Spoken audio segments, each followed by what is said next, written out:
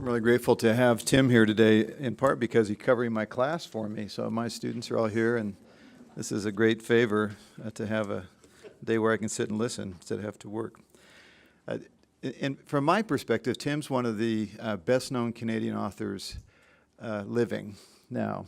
So maybe Margaret Atwood and Tim are there. And he's had a really long and successful career in writing, and there's quite a detailed biography in the brochure. But I think when you look through that, and if you think about the kinds of things he's done just as a writer, what marks his career, in my view, is that he's incredibly creative, talented. He was an architect for a time. He was in a rock band. If you know Fraggle Rock, that cartoon that taught grammar, he wrote some of those. That was probably in the 70s, wasn't it, when those were playing? But he's just able to do many things and to do them well. In addition to his writing career, which is a big deal, he's published 30 books.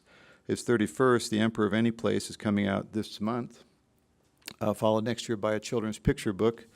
But he's published 17 picture books, 10 novels for young adults or middle grade readers, 3 adult novels. His first novel won a $50,000 prize in Canada as a debut novel. So he started with a bang and hasn't stopped since.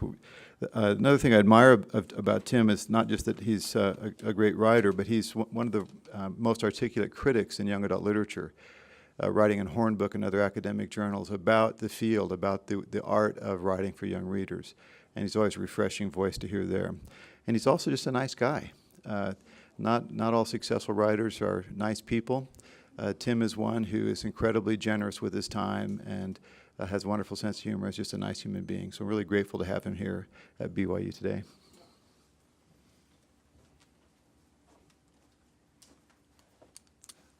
Thanks, Earl and Chris. And thanks for the prayer. I do hope I remember everything, but I wrote it down. So.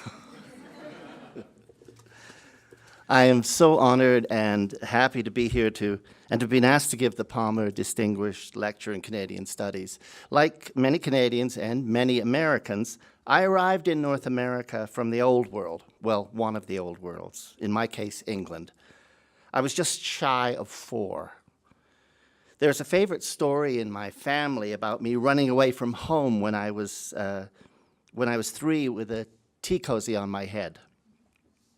I do not remember this event personally, but as a storyteller, I became interested in it in the way that those of us who live by stories often do, wanting to know more, dig deeper, understand the character's motivations, the character being me in this case. For years, it was just an amusing anecdote, but one day not so long ago, I found myself wondering why. Why is a question I ask a lot. And here's what I came up with by cross-examining my older siblings. The first interesting clue is that I didn't really run away from home, but from my grandparents' home, an old house called Ravenshoe in Bromborough, Cheshire. Nobody could tell me why I had run away, but my eldest sister did tell me we were staying at my grandparents', having sold our house in Little Sutton in anticipation of moving to Canada. Now, I must backtrack a few days or weeks because I do have one memory. I have only one memory from England that is definitely a memory and not a photograph. And that is of saying goodbye to my neighbor and best friend, Nicky Grace. I was at an upstairs window and saw him coming up the path. I opened the window and called down to him and said, and I remember the words exactly, "I can't come out to play today, Nicky, because we're going to Canada." He considered this matter-of-factly and then waved and went home. I expect neither of us had the foggiest idea what going to Canada meant. Maybe it was like taking the ferry across the Mersey to Liverpool, which we did all the time. In any case, my family moved to my grandparents, and I ran away. I'm guessing it dawned on me at Ravenshoe that I wasn't going to be seeing Nicky again, ever. And actually, that's not true, because I did run into him 60 years later, but that's a whole other story. So, was I making my way back home to Little Sutton when I was nabbed? That I can only surmise. But I'm willing to believe losing your best friend would be a good motivation for running away. I now like to say that I ran away from home in England and ended up in northern British Columbia, just a few miles from Alaska. We would stay there a few years, then move to Vancouver and then to Ottawa in the east. Before I went to university, I had lived in 12 different houses. 12 houses in 18 years, sort of similar to your experience. It's not so surprising that the idea of place matters so much to me. But it has come to mean a whole other kind of thing in my writing for young people and in considering the nature of nature in our dizzyingly complex world. While the world today stretches out seemingly endless into the ether, we are bound by the places we live. A kid today can go anywhere on Google Earth. We can simulate walking down a street in Mumbai or Barcelona. There's nothing stopping a kid from Perth, Ontario, or from Enoch, Utah, let's say, because it's about the same size as Perth, from backpacking in Cappadocia, going on mission in Nairobi, or walking the Camino in Spain. But there's a part of us that will always be from somewhere, a particular somewhere. The accident of our birth links us to place. Paradoxically, there are many of us who spend a lifetime searching for a sense of place. And that is the title of my talk today, In Search of a Sense of Place, Writing and the Environment.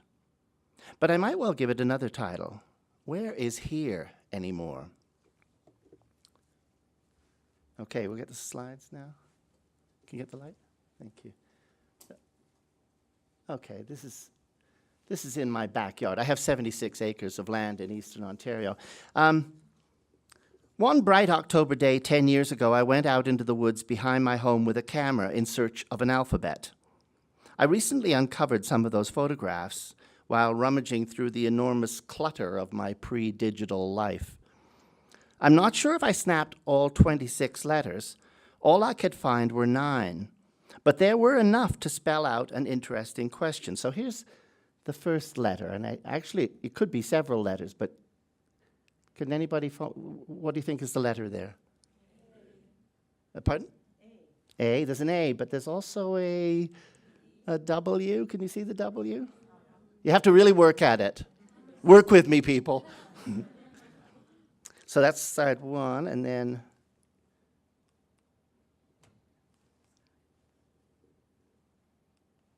I'm not having any luck here.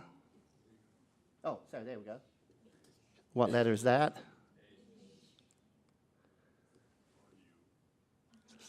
Don't get fussy. I'm having trouble getting this thing. Point it where? There. Why? Thanks. Kind of lost something in the translation. It should just do it. Yeah, it just has a delay. Great, thank you. I have a kind of a delay too. I'm seeing my doctor about it. Why? Why search for an alphabet in the woods? Lawrence Buell, in his wonderful book, The Environmental Imagination, asks this question. Must literature always lead us away from the physical world, never back to it? Now, admittedly, an alphabet is not literature. But in truth, I often go to the woods to find stories, if only in the sense that I find a kind of peace there that is conducive to wondering as I wander. I live on 76 acres of land, as I said. Tellingly, I spoke of the woods behind my house earlier, when in fact it is really just bush. I use the word in a literary way, reflecting my British childhood and, more correctly, my early reading. Trees in sufficient number to hide any man-made artifice will always be woods for me unless they stretch on forever, in which case they become forests, like the boreal forest that surrounds the northern Ontario lake, where we spend some part of every summer. This is the northern lake, and I'm moving too fast. It's doing. Okay, great. Sorry, that's the lake, and then before that was a picture from Devon that we took when we were walking in Devon, in England. This is the same lake, more or less, to which Burl Crow tracked down the elusive and solitary composer Nathaniel Gow in my novel, The Maestro. Our camp at Lake Pogomasing, an Ojibwe word meaning Lake of Many Narrows, cannot be reached by road, but only by float plane or by a train called the Bud Car, which will drop you off wherever you wish. The 1.5 mile walk from the train track through this primordial forest is along a rough but man-made trail that archaeologists speculate has been there for 10,000 years. I'll take you back to this place later in our talk, but for now I want to wander about a little aimlessly in the much gentler woods. Now you can't see the sign very well, but that's me crossing a turnstile in Kent, heading towards Pooh Sticks Bridge. Does anybody know what that is? A.A. Milne's Winnie the Pooh books. There's a bridge where you throw sticks in, called Pooh Sticks. You throw them in and then you watch them travel under the bridge, and it actually exists. Woods for me are the 100-acre preserve of Winnie the Pooh. Woods are the semi-mystical landscape with a river running through it, of Graham's The Wind in the Willows. This is the Pooh Sticks Bridge, actually. Woods are only sort of wild-ish, something contained within a literary sensibility. Woods for me are, I suppose, a translation of rough nature into smooth story. There is in Japanese an ideogram called ma. Well, that's me dropping Pooh Sticks, and that's in Bath, and there's the ideogram. Boy, this thing has a life of its own, I swear. There is in Japanese an ideogram called ma, meaning place. And you'll have to excuse the calligraphy, it's mine. I'm not very good at Japanese calligraphy. It looks like a mask with shuttered eyes and a gaping mouth, but it is the pictorial sign for gate and the sign for moon. The word, according to Gunter Nietzsche, depicts a delicate moment of moonlight streaming through a chink in the entranceway, unquote. To Nietzsche's way of thinking, this juxtaposition of images fully expresses the two simultaneous components of a sense of place, the objective given aspect and the subjective felt aspect.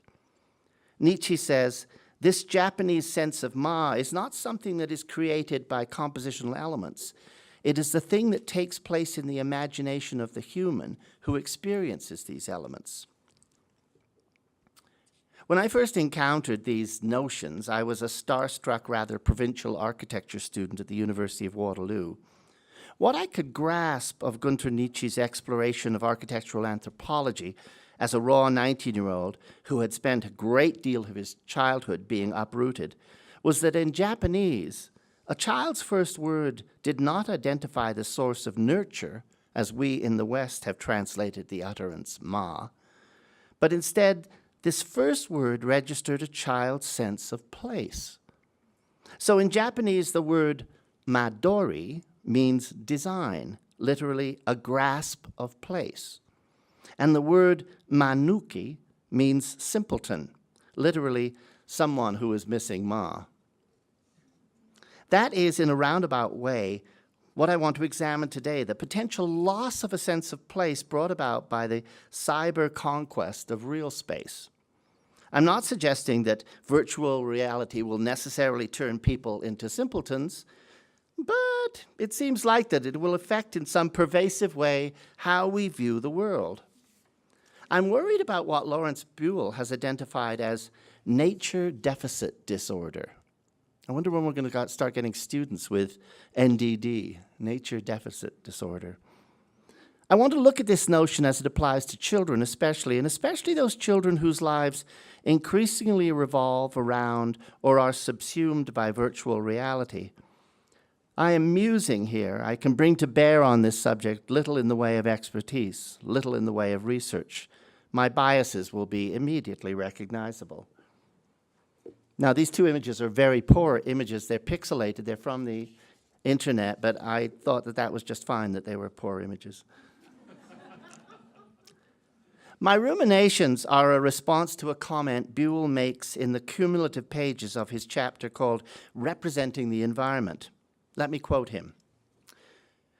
Nowhere in modern aesthetic reflection has the animus against nature's givenness burst forth more spectacularly than in the celebration of the wonders of that most realistic of all media, cybernetically produced virtual reality. What thoughts does this prospect of hyperreality inspire? Not, of course, delight at having realized the world, but delight at mastery over it.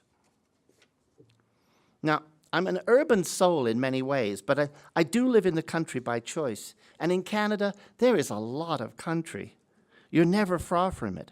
I know because I have traveled much of it, including the Northern Territories. There's too much country to really grasp, if truth be told. That is an important and enigmatic fact about my adopted home.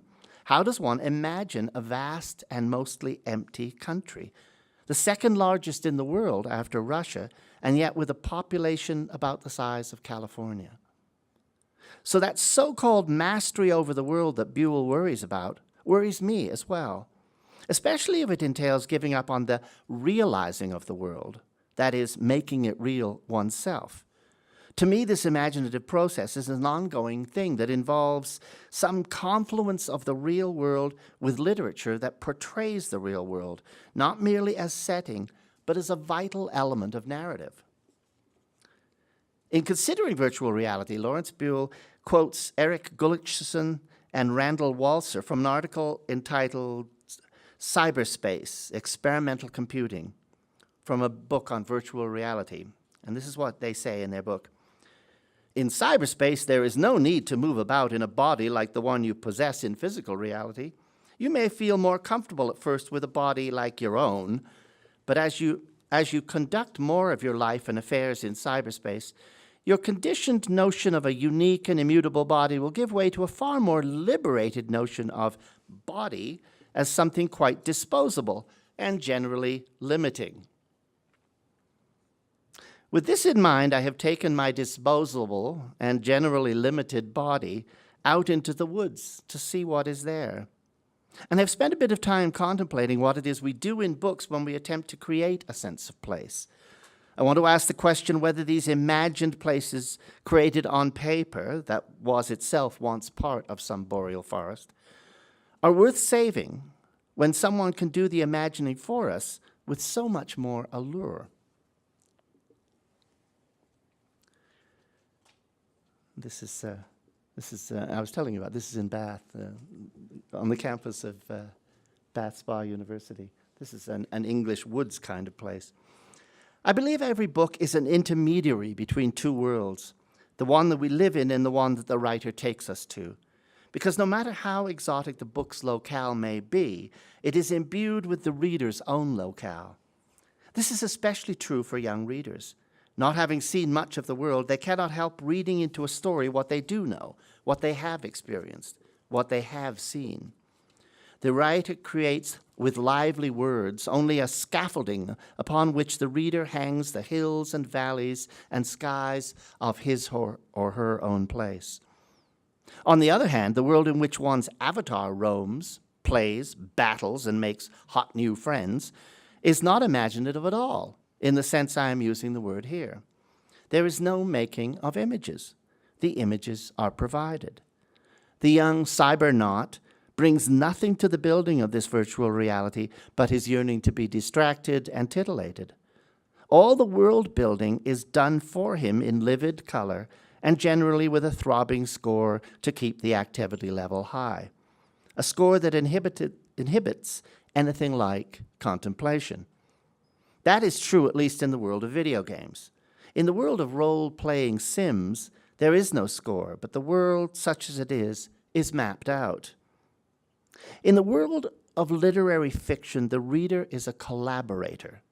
In the cyber world, the audience, it's not a reader, the audience is a tourist. And that's a big difference. An avatar in the present usage of the word is an electronic image that represents and is manipulated by a computer user. especially in the context of computer games or the kind of role-playing communities one finds on such sites as Second Life. In Second Life, once you've decided whether you want to be a princess or a pirate, for instance, or maybe something fuzzy and cute, you have so many choices, you can choose your avatar, your digital persona. According to the promo, the process is only limited by your imagination, but that isn't really true, as far as I could tell.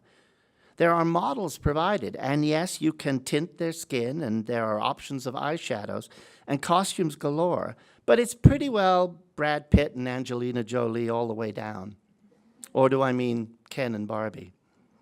And the setting, the cyber environment, is no less limiting. For instance, I found such venues as the Nation of Victoriana, a community of fun, friendly citizens living in a 19th century theme estate. And the second one, the Trojan Experience, a combat role-play sim that uses the Homeric legends of Troy as its backdrop and includes the celebrated wooden horse and gladiatorial combats in the arena. I don't think there were any gladiators in ancient Persia Minor, but if you're not into combat, it says, to the north of Troy, there's a verdant forest that awaits you for gentler experiences, whatever that might mean. Whatever disjuncture there may be between text and the world in literature, it seems to me that an electronic world, realistic or fantastic, handed to the viewer on a platter, no matter how virtually stimulating, distances the viewer from the real world. The word interactive applied to video games or sims is deceiving in that it only really engages small motor skills, not any skills of imagining in the way a book does. One interacts with text far more intimately. This is the Maestro, which I showed you before, but this is the German cover of the book, Flucht in der Walder, which means flight into the woods, I think. I like that cover. Oh, it's doing it again. I think I leaned on it. Okay. Let me provide a pertinent example of what I'm getting at here. My novel, The Maestro, takes place in northern Ontario. Once on a reading tour to the interior of British Columbia, I met a group of kids who had come by bus from the back of beyond, way up in the mountains somewhere. They had come to see me because they were utterly convinced I had based the setting on their lake. It's exactly the same, they told me, every kid. You must have been there. Now, Sudbury, Ontario is a long way from Williams Lake, BC, about 3,000 miles. Whether you measure it in miles or whether you measure it in kilometers or miles, there's also a huge disparity in geography. The magical thing that had happened, as near as I can explain it, is that those kids had read right through my flora and fauna, not ignoring it, I don't think, but transcending it, translating it into the language of the world they knew and loved. They had made Ghost Lake their own, replaced the white pine with Douglas fir, the poplar with aspens, the low-slung hills with mountains, the smallmouth bass with salmon. Their vicarious adventure in this other world 2,000 miles from their own had reinforced their own sense of place within a quite different environment. When we read, we move from a state of otherness to a state of belonging in just this manner. And with every new place we meet in a book, we gain, I feel, a stronger sense of place about where we live. I fear the idea of the world falling away from lack of attention. Basically, if a tree falls in the forest and you're off busily destroying aliens, are you going to hear it? Let me back up a bit. I did learn a thing or two those many years ago before I was turfed out of architecture. It was nice of Chris to say I did architecture. I got through 3 years before they threw me out for the very good reason that they were afraid that if I built buildings, people would die. Anyway, I did learn the idea of place as an event. Gunter Nietzsche means, that's what Gunter Nietzsche means when he says all experience of space is time-structured process. Place predominates in my writing. It is never simply there to ground the characters, to give them a stage on which to perform. It is integral to their performance. Here's a quote from The Uninvited. It's not a great image. Anyway. Kramer Lee sat in his canoe in a stand of bulrushes so dense and high it was like being in a small green room, a windowless room with a high blue ceiling and a browny green shimmering carpet, a room laced together with the whirring of dragonflies. In this scene, Kramer has swiped a digital movie camera from the car of Mimi Shapiro. He doesn't know who she is. In watching the footage on her camera, he finds out something about who she is, gets a first tantalizing dose of her exotic life.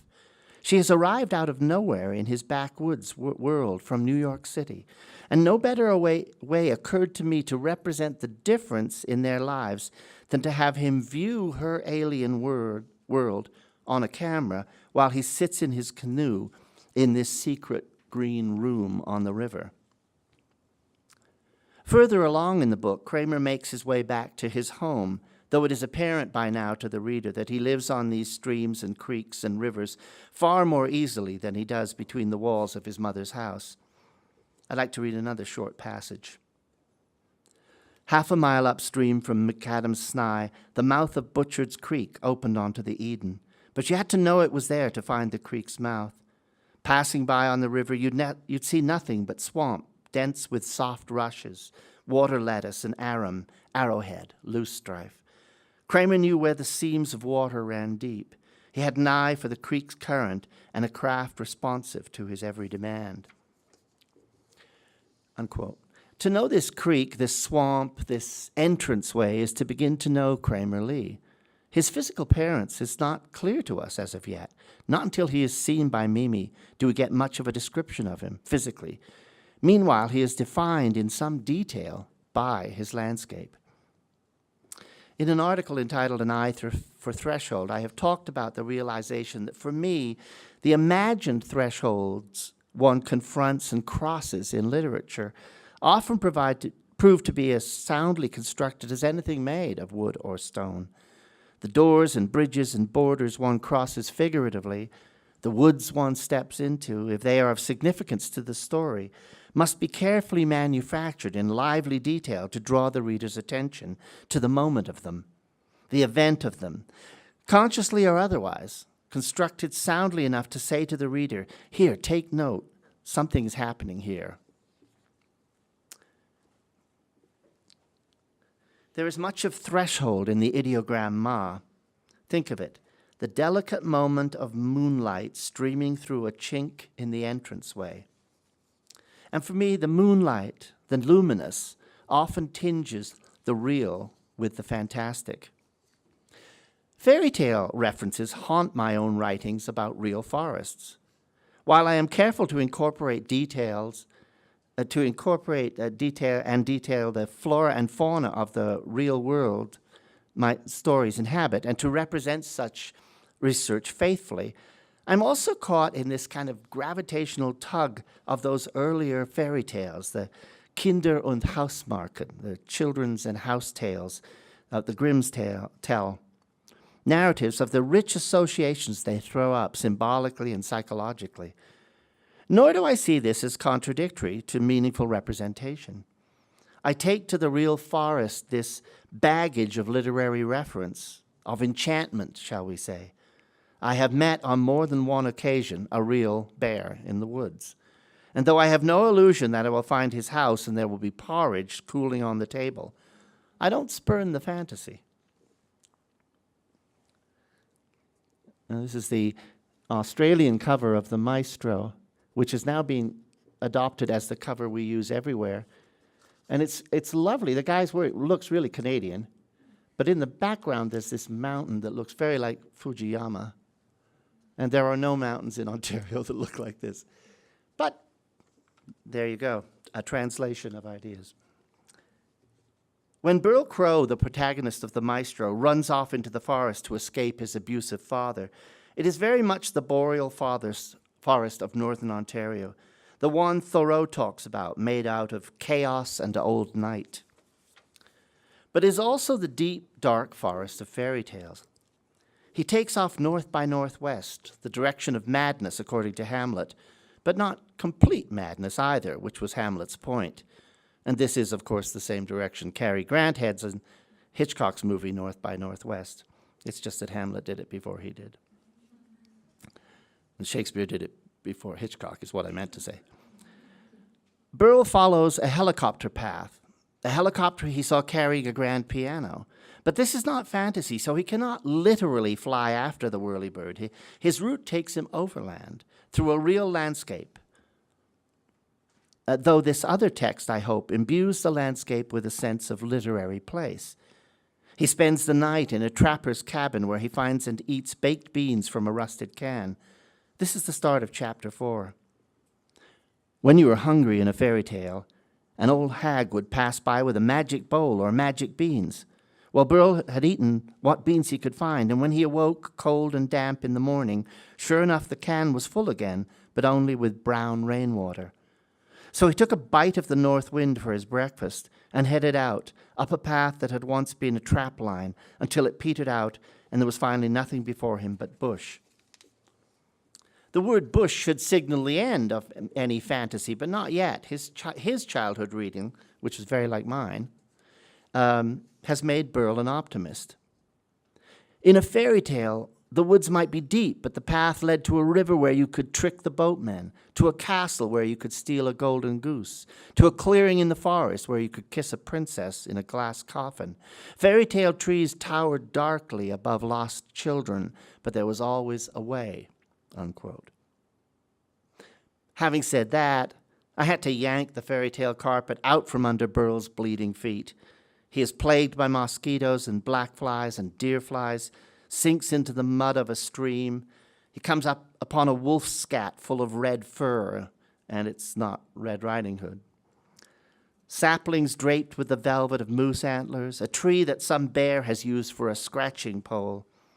In the pelting rain, he watches a fly enter the maw of a pitcher plant, try to climb up from out of the bristles of the inner cavity, only to fall into the small pool of water at the base of the pitcher to drown. The evocation here, for me, is of the real suffused with the allegorical. The hero's journey, yes, but through a landscape, every aspect of which I have experienced and traversed, and I hope represented with fidelity. Those children from the interior of British Columbia who knew Burl's world as viscerally as their own had maybe traversed a landscape not dissimilar in the hardships it presented, the wetness of it, the intractable nature of a place where other creatures held sway and man was out of his element. Perhaps they recognized Burl's plight more clearly than they did the specificity of the natural environment. Perhaps they recognized the symbolic landscape of the dark, low place you must go before you find the good, high place. It's very hard to see. Sorry. It's a bunch of rocks. You could get that much, yeah. I tend to approach the natural world looking for a nexus to humanity.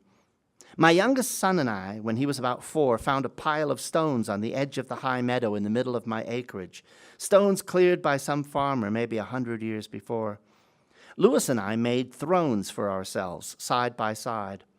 A casual passerby would be unlikely to visually tease out from the rock pile these rearrangements of stones into human contoured spaces, but they are still there. I went out and put a teddy bear in one. My son is now a university graduate and a working man. Phew. But there is this reminder of him and I from a quarter century ago, this place that was an event on a sunny fall afternoon. There are thrones in the woods. My representation of nature is, I think, nearly always as some kind of extension of mind into landscape.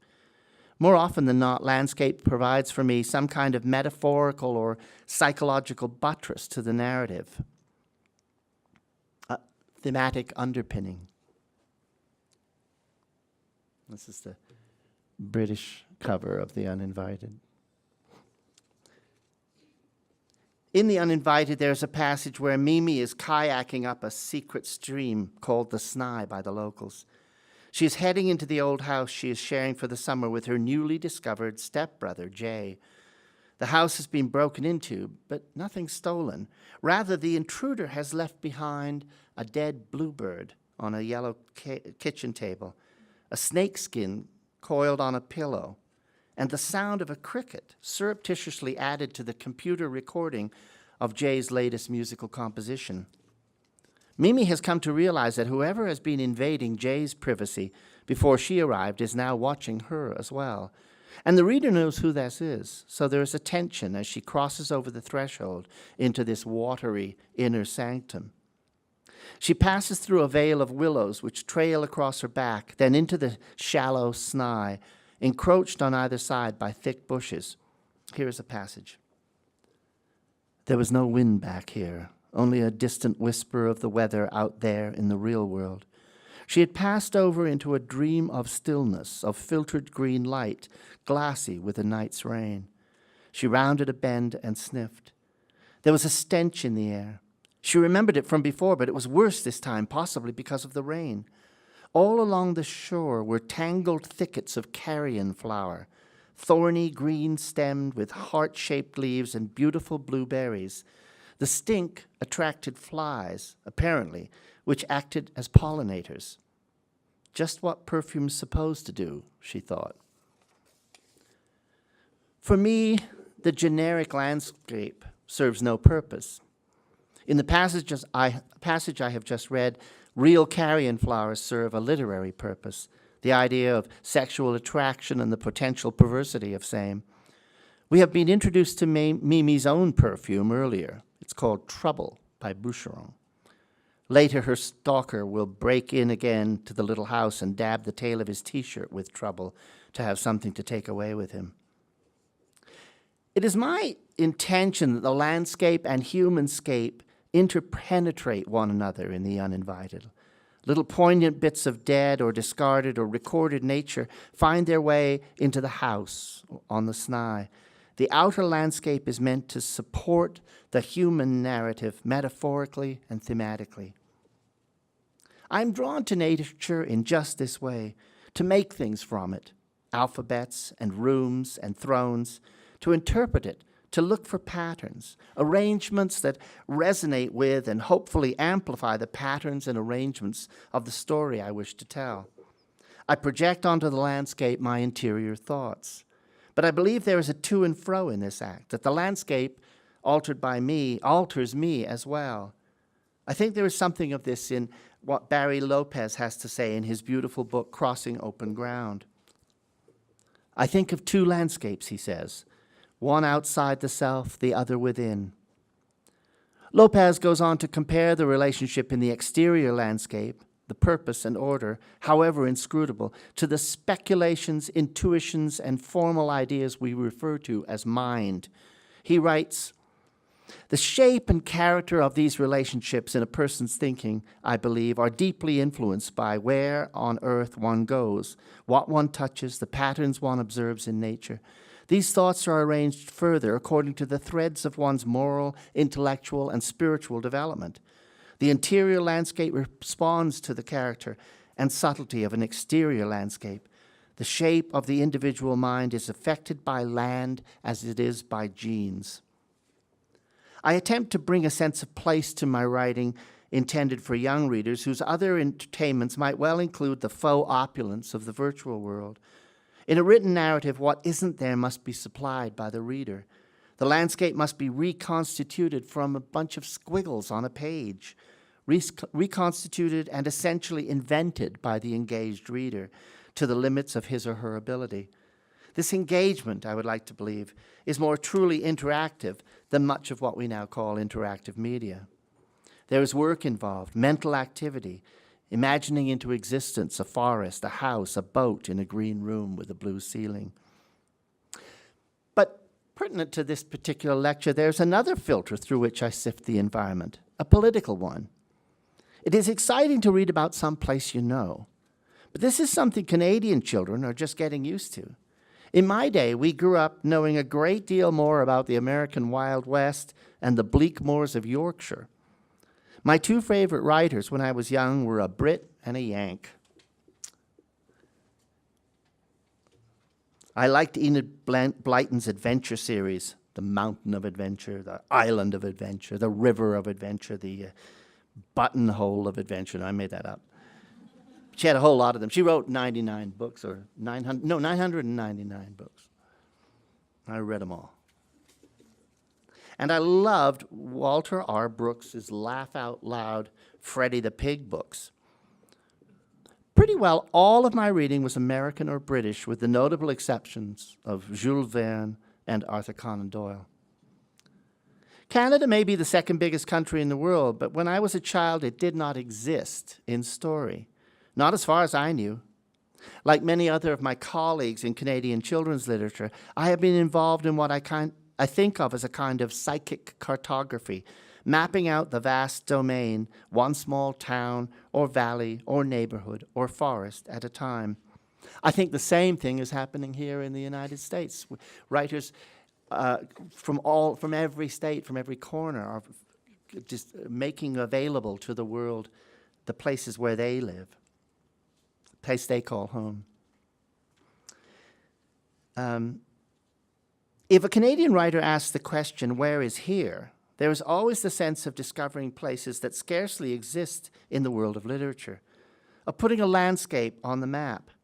Margaret Atwood talks about this in her seminal work, Survival. Quote, "But in Canada, the answer to my question, who am I, is at least partly the same as the answer to another question, where is here? Who am I is a question appropriate in countries where the environment, the here, is already well defined. So well defined, in fact, that it may threaten to overwhelm the individual." Unquote. As a stranger in a strange land, because I am, after all, a Brit, there is an ongoing need to situate myself and to help in some small way to situate this country in the minds of others. Atwood goes on to say, quote, "Where is here is a different question. It is what a man asks when he finds himself in unknown territory, and it implies several other questions. Where is this place in relation to other places? How do I find my way around in it? If the man is really lost, he may also wonder how he got here to begin with, hoping he may be able to find the right path, or possibly the way out by retracing his steps. On some deep level, this description fits me to a T. Here was, for so much of my early life, an evanescent thing. Home was a fleeting image. And I suppose that is why a sense of place matters so much both in my reality and in my writing. And having tried to address this concern, it is a simple step to then ask, where is here now? Where is here anymore? I'd like to believe that the young reader, especially while drawn to the far-flung worlds of computer-generated fantasy, is still in need of a place that is home, and need of a literature that supports and articulates that landscape. So there is this, a love of the landscape that draws me in, and simultaneously the desire to make fabulous that same landscape, to dip it in myth, to make it reflect the human world even as it alters the human world, to create in one's reader the desire to look up and see his or her world in a new light. In 1950, E.B. White, the man who wrote the pretty well immortal Charlotte's Web, published a short story in the New Yorker called The Morning of the Day They Did It. I'm not sure if one can use humorous and apocalyptic in the same sentence to describe a story, but somehow White accomplishes that in his story about the last days of Earth.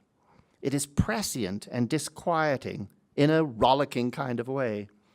As this is in 1950, I'll quote, "Television was the universal peep show in homes, schools, churches, bars, stores, everywhere.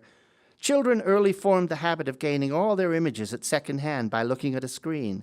They grew up believing that anything perceived directly was vaguely fraudulent. Only what had been touched by electronics was valid and real. I think the decline in the importance of direct images dated from the year television managed to catch an eclipse of the moon. After that, nobody even looked at the sky, and it was as though the moon had joined the shabby company of buskers," unquote. So in closing, I am an immigrant, a kind of always immigrant, always arriving, always seeking asylum, always in awe of where I am. We are, you and I, citizens of two giant and grand and strong countries, and we're in need of immigrants. It is our destiny to be a home for the homeless. The problems I have talked of today, of alienation to the real world because of the temptations of the virtual world, this is a first world problem. There are so many people out there in the all too real world leaving home, running away, but without so much as a tea cozy on their head. Unlike my family, they are running from war, but like my family, they come looking for work and a chance to put down roots. I have been fortunate enough to build a house and with my wife make it a home for 3 children. My children have moved on now, but Amanda and I stay on in the country. Glad to feel those roots beneath us finding their way down into the soil, trying to get a grip on what is mostly rock where I live, holding on to a sense of place. So I write about it. I write about characters trying to get a grip, which for me is the essence of book for young readers. Get a grip. Hold on. Thank you.